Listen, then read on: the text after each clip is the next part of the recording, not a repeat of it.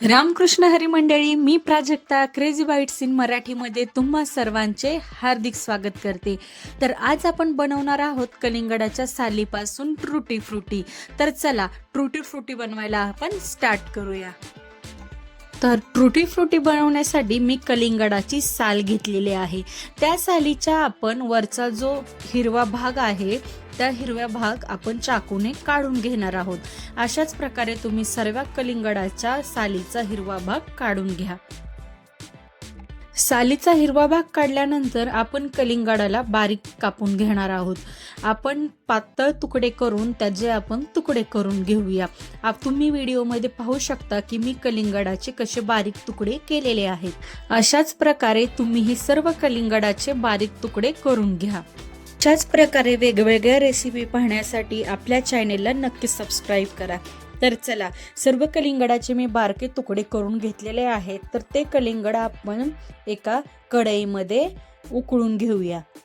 ते तोपर्यंत शिजवायचे आहेत जोपर्यंत त्यांचा कलर आपल्याला ट्रान्सपरंट दिसत नाही. या ट्रुटी फ्रुटी शिजायला 5 ते 7 मिनिटं वेळ लागेल. तोपर्यंत ही ट्रान्सपरंट पण होईल आणि मऊ पण होईल. तेव्हा तुम्ही गॅस बंद करा. ट्रुटी फ्रुटी शिजल्यानंतर दुसऱ्या कढईमध्ये आपण 1 वाटी साखर टाकून घेणार आहोत.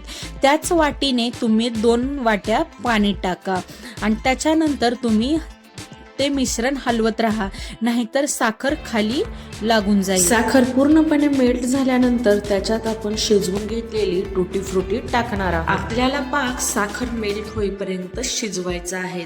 तो जर जास्त शिजवला तर त्याचे नंतर ट्रुटी फ्रुटीला असे साखरेचे क्रिस्टल चिटकतील.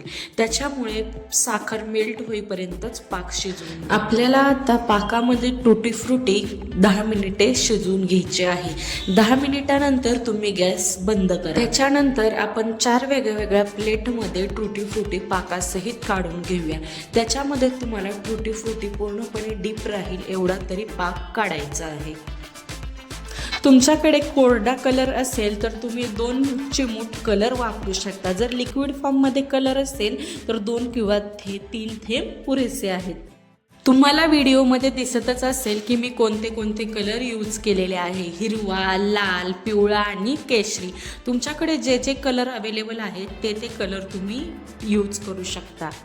ट्रुटी फ्रुटी तुम्हाला शुगर सिरपमध्ये कमीत कमी 5 ते 6 तास ठेवायची आहे, जेणेकरून आपली ट्रुटी फ्रुटी पण चांगली गोड होईल आणि त्या ट्रुटी फ्रुटीवर फूड कलर पण चांगला चढेल. तुम्ही व्हिडिओमध्ये पाहू शकता की लाल कलर किती छान आणि उठाळून ट्रुटी फ्रुटीवर चढलेला आहे.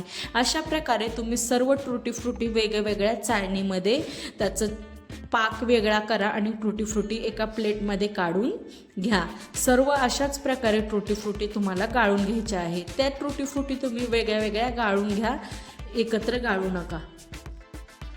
ही ट्रुटी फ्रुटी तुम्हाला सावलीमध्ये कमीत कमी 10 ते 12 तास सुकवायची आहे आणि कडक उन्हात 4 ते 5 तास, कमीत कमी 2-3 तास तरी उन्हामध्ये सुकलीच पाहिजे.